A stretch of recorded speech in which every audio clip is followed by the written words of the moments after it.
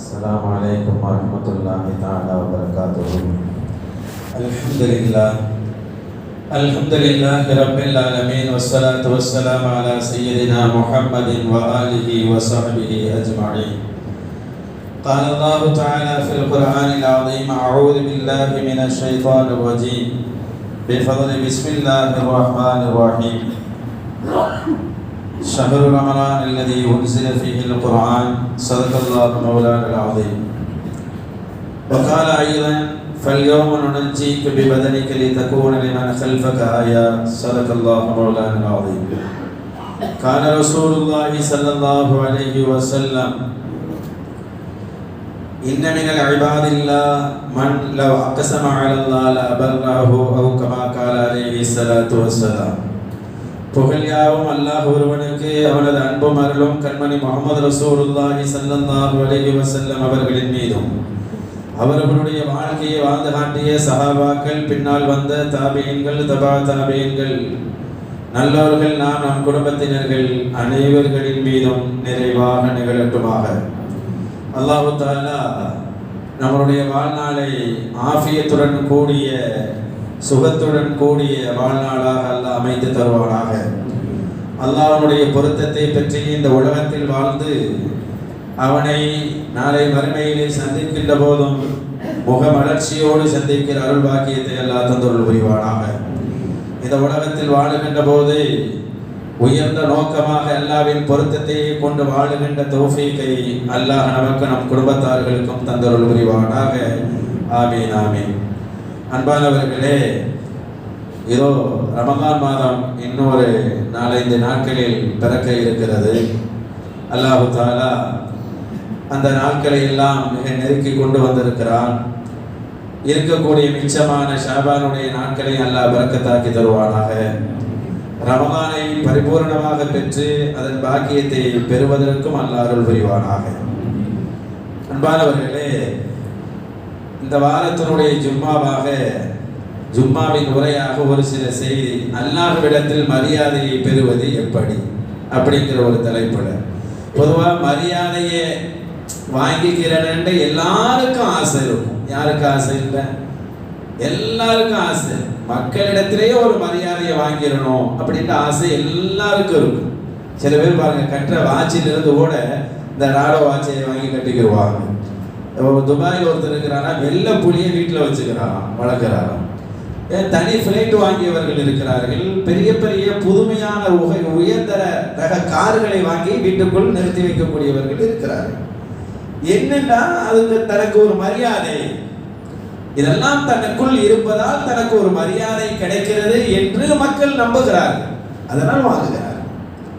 சில பேருடைய ஓவியத்தை, சொல்லக்கூடிய அமெரிக்காக்காரர் ஒரு ஓவியத்தை $450 மில்லியன் அமெரிக்க டாலருக்கு வாங்கி வீட்டில் வச்சுக்கிறாராம். இப்படியெல்லாம் மரியாதையை எதிலேயும் தேடுகிறோம். ஆனால் எத்தனை பொருள்களை வீட்டில் நாம் வாங்கி வைத்திருந்தாலும் அதை விட அல்லாஹ்விடத்தில் பெறுகின்ற மரியாதை தான் மிகச்சிறந்தது. அதனால் அல்லாஹ்விடத்தில் மரியாதையை எப்படி வாங்கலாம் என்பதற்கு ஒரு சில செய்திகள். அன்பானவர்களே, அல்லாஹ்விடத்தில் மரியாதையை வாங்குவதற்கு பெரிய செல்வம் தேவையில்லை. பெரிய செல்வங்களோ பெரிய பெரிய உயர்தரக பொருள்களோ தேவையில்லை. சாமானியர்களோடு கூட வாங்கிவிடலாம். சரித்திரங்கள் நிறைய வரலாறுகளை நமக்கு சொல்லுகிறது. எப்படி பாருங்க, ஒரு செய்தி ஒன்று சொல்லுகிறேன். அனஸ் பின் நதர் அப்படின்னு ஒரு சஹாபி, அவங்களுக்கு ஒரு தங்கச்சி அவங்க பக்கத்துல இருந்த ஒரு பெண்ணோட வாக்குவாதத்துல அந்த பெண்ணை பல்ல உடைச்சிட்டாங்க. வாக்குவாதத்துல ஏதோ பல்ல உடைச்சிருச்சு. உடனே அந்த வழக்கு ரசூலுல்லாஹ்ட்ட வருது. ஸல்லல்லாஹு அலைஹி வஸல்லம் பாதிக்கப்பட்ட பெண்ணின் குடும்பத்தினர்கள் வருகிறார்கள். எங்களுடைய குடும்பத்தை சார்ந்த பெண்ணுக்கு இப்படி அனஸ் பின் நதருடைய தங்கச்சி பல்லை உடைத்து விட்டால் எங்களுக்கு நீதி வேண்டும் என்று கேட்கிறார்கள். உடனே ரசூல் ஸல்லல்லாஹு அலைஹி வஸல்லம் அப்படி என்றால் அவரின் பல்லை நீங்கள் உடையுங்கள் என்று சொல்லுகிறார்கள். உடனே பாதிக்கப்பட்டவருக்கு சார்பாக பேசல, சட்டத்தை ரசூலுல்லாஹ் சொல்றாங்க. இதுதான் கவனிக்கணும். இங்க தவறு செய்தார்கள், அந்த பல்லை உடைந்த அந்த அனஸ் பின் நதர் அவர்களுடைய தங்கச்சியின் சார்பாக அனஸ் அவர்கள் வருகிறார்கள். அனஸ் பின் மாலிக் ரலியல்லாஹு இல்லை, அனஸ் பின் நதர். உடனே வந்து ரசூலுல்லாஹ் சொல்றாங்க, நாயகமே என் தங்கச்சி பல்ல நீங்க திரும்ப உரைக்க போறீங்களா நாயகனே அப்படின்னு கேட்டான். அதான குர்ஆன் சொல்லுகிறது, அசின்ன பெசின்னி. குர்ஆன்ல என்ன வருது? பல்லுக்கு பல்லுன்னா வருது, அப்படிதானே செய்ய முடியும் என்று ரசூலுல்லாஹ் சொல்றாங்க. உடனே அந்த தோழர் சொல்லுகிறார்கள், என் தங்கச்சியின் பல்லை உடைக்க எனக்கு மனமில்லை, அப்படி செய்தியை கேட்பதற்கு எனக்கு மனம் வரவில்லை என்று சொல்லுகிறார்கள். ரசூலுல்லாஹ் எதிர்த்து பேசுறாங்கன்னு அர்த்தம் இல்ல, அந்த சட்டத்தை மீறி அல்லாஹ்வின் உத்தரவுக்கு மேல அல்லாஹ்வின் அருளை எதிர்பார்த்து சொல்லுகிறார்கள். அப்படிதான் இங்க விளக்கம் தருகிறார்கள். ரசூலுல்லாஹ்வுடைய சட்டத்தை மீறினாங்கன்னா இங்க விளக்கம் தரவில்லை. என்ன நடந்துச்சுடா, உடனே அல்லாஹ் எப்படி மாத்திரான் பாருங்க. பாதிக்கப்பட்டவர்கள் திரும்ப பல்லு உடைக்கணுமா இல்லையா? அவர்கள் பட்டுன்னு மனமாறுகிறார்கள். மனமாறி விட்டு வந்து ரசூலுல்லாஹ் சொல்றாங்க, நாயகமே அவரின் பல்லை நாங்கள் திரும்ப உடைக்கவில்லை, நாங்கள் மன்னித்து விடுகிறோம் என்று சொல்லுகிறார்கள். அறியாத புரியாத விஷயமாக இருக்கிறது. என்ன நடந்தது? என்ன நடக்கிறது? பல்லை உடைத்தால் திரும்ப பல்ல உடைக்க வேணும், உடைக்க வர வேண்டிய இடத்தில் நாங்கள் உடைக்கவில்லை, மனமாறி விட்டோம் என்று சொல்லுகிறார்கள். எங்கிருந்து வந்தது? அல்லாஹ்விடத்தில் அவர் தேடினார், அல்லாஹ்விடத்தில் அவருக்கு ஒரு மரியாதை இருந்தது, அல்லாஹ்விடத்தில் தனக்கு ஒரு கண்ணியத்தை அவர் வைத்திருந்தார். அவர் கேட்டார், அல்லாஹ் உடனே மனதை மாறி கொடுத்தான். அனஸ் இப்னு அபூ ரலியல்லாஹு தஆலா.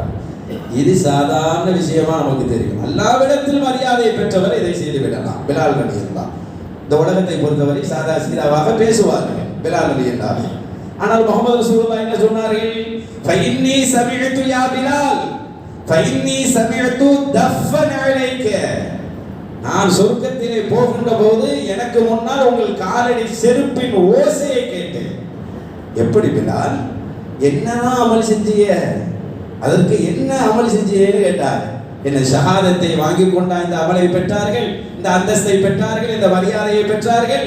இல்ல, சொன்னார்கள், நான் எப்போது உதவு செய்தாலும் 2 ரக்காயத்தை தொழுது விடுவேன்.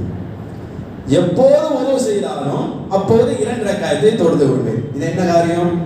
குறிப்பிட்ட மனிதர்கள் தான் செய்ய முடியுமா? எல்லோரும் செய்யலாம்.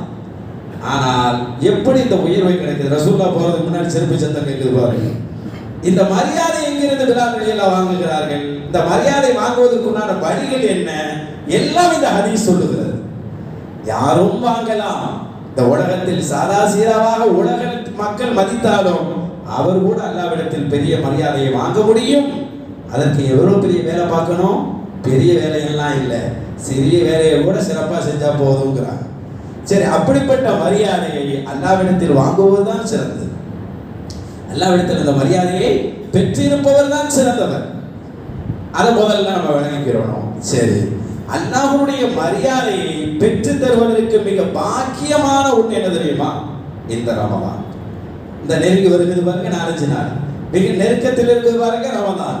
எவ்வளவு பாக்கியமானது, மாஷா அல்லாஹ், எவ்வளவு பாக்கியம். ரசூலுல்லாஹ் சொல்லுவாங்க, இதற்கு நிகர் இல்லைங்க. ஃபஇன்னஹு லா மிஸ்ல லஹு, இதற்கு நிகரே கிடையாது. எப்படி? அபூ உமாமான்னு ஒரு சஹாபி ரசூலுல்லாஹ்ட்ட வர்றாங்க, நாயகனே எனக்கு ஷஹீதாகன்னு ஆசையா இருக்கு நாயகனே, போர்ல போய் உயிரை விடணும்னு ஆசையா இருக்கு. ஸல்லல்லாஹு அலைஹி வஸல்லம் உடனே அப்படியா அப்பா அப்படின்னு விட்டாங்க. ரசூலுல்லாஹ் ஒரு போருக்கு அறிவிப்பு செய்றாங்க. அந்த சஹாபி வர்றாங்க, நானும் போருக்கு வர்றேன். சரி வா வாப்பா.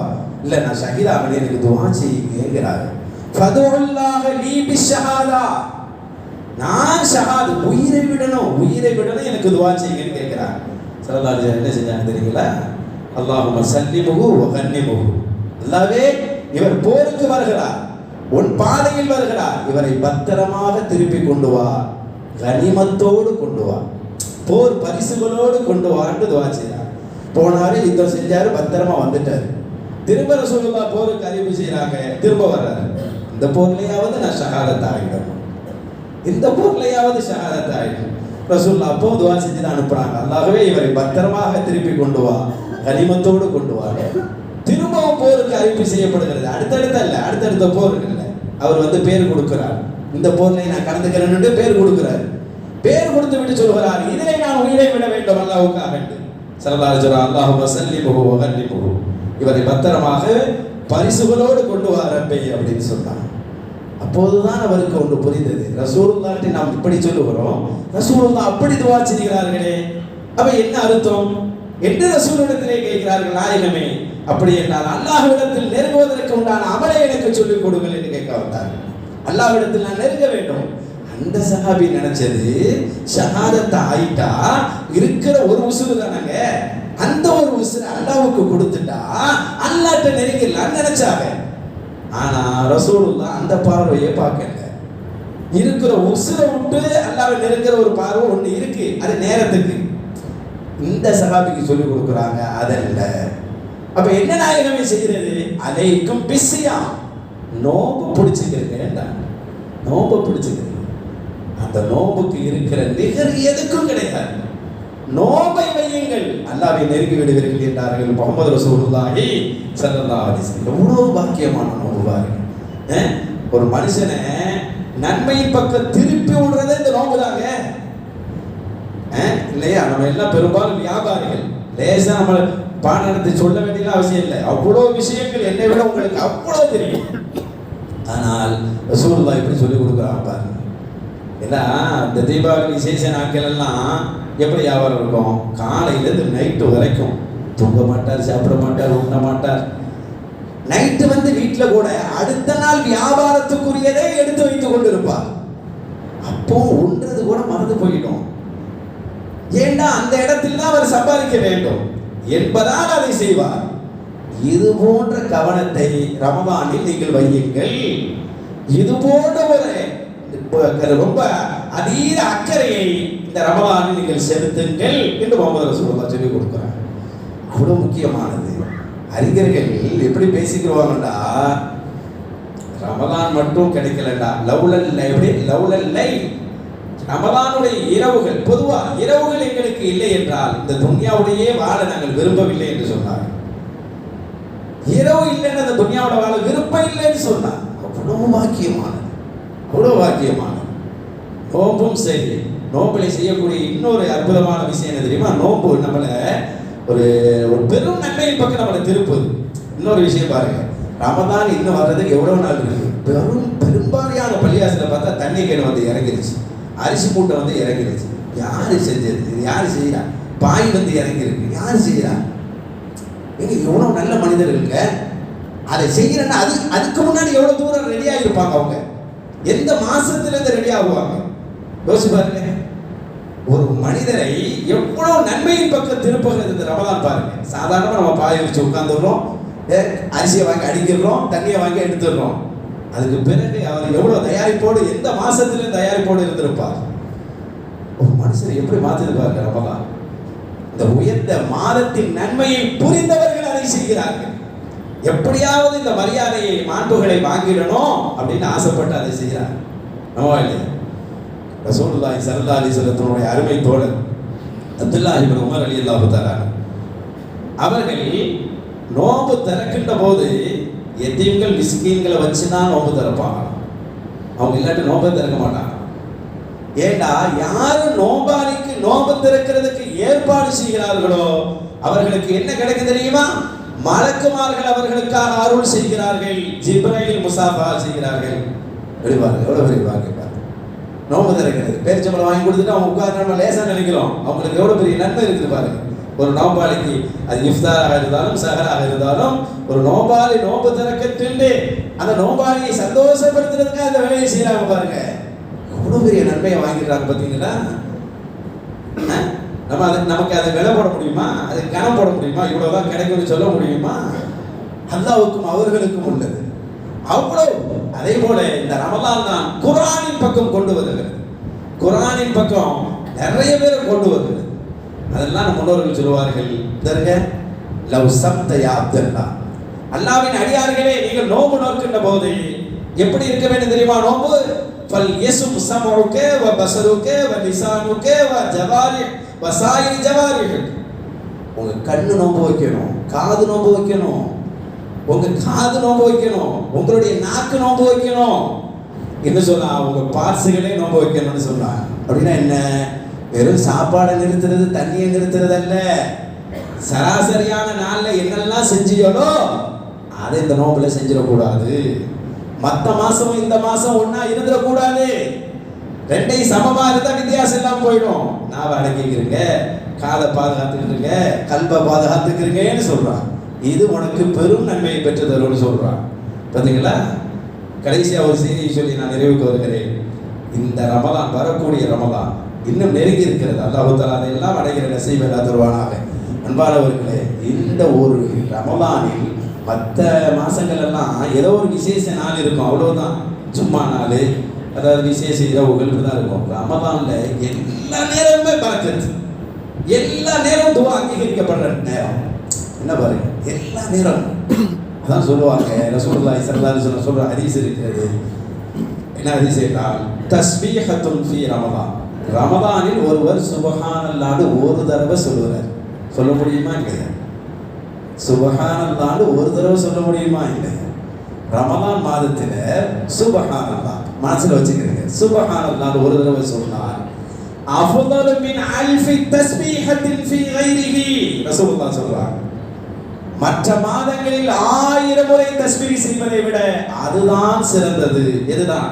ரமலானில் சொல்ற ஒரு சுப்ஹானல்லாஹ் தான் சிறந்தது. இப்போ நம்ம எப்படி அதை யூஸ் பண்ணணும்? வாழ்நாளில் நம்மளுக்கு அல்ல அவ்வளோ ஆஃபியத்தை தந்திருக்கிறான், அவ்வளோ செல்வங்களை நம்ம யாரையும் கையேந்தி நிற்கல, அவ்வளோ நிறைவாக்கி வச்சிருக்கிறான். அந்த ஆஃபியத்தில் தூங்கி எந்திரிச்சு ஒரு சுப்ஹானல்லாஹ் சொல்ல முடியலண்டா நம்ம நஷ்டவாளியா இல்லையா? அல்லாஹ் காப்பாற்ற வேண்டும். நம்மளால் அல்ஹம்துலில்லாஹி அல்லதி அஹ்யானா பஅதமா அமாத்தனா துஆ ஓத முடியலண்டா நம்ம நஷ்டவாளியா இல்லையா? அல்லாஹ் காப்பாற்ற வேண்டும். ஆக இந்த ரமலானில் நாம் சொல்லுகின்ற ஒரு தஸ்பீஹுக்கு எவ்வளவு நேரம் வேணும்? ஒரு கொஞ்ச நேரம் கூட தேவையில்லை. அந்த நேரத்தை கூட வேஸ்ட் பண்ணிடாதீங்க. அந்த நேரத்தை கூட படுத்துக்கிட்டு தஸ்பீஹ், உட்கார்ந்துக்கிட்டு தஸ்பீஹ், கடையில் இருந்து தஸ்பீஹ், அவ்வளவு சிறப்பு என்று ரசூலுல்லாஹ் சொல்லி தந்தார்கள். அந்த மாண்பான ரமலானை அல்லாஹ் வரவேற்கிற நிகழ்வாக அல்லாஹ் இதை ஆக்குவதோடு அந்த ரமலானை அல்லாஹ் பெறுகின்ற நசீபையும் அதில் இருக்கிற அனைத்து அமல்களையும் செய்கின்ற உயர்ந்த நல்ல ஆரோக்கியத்தை அல்லாஹ் தருவானாக. அதை பெற்ற பெருமக்களில் அல்லாஹ் நம்மை சேர்த்துள்வானாக.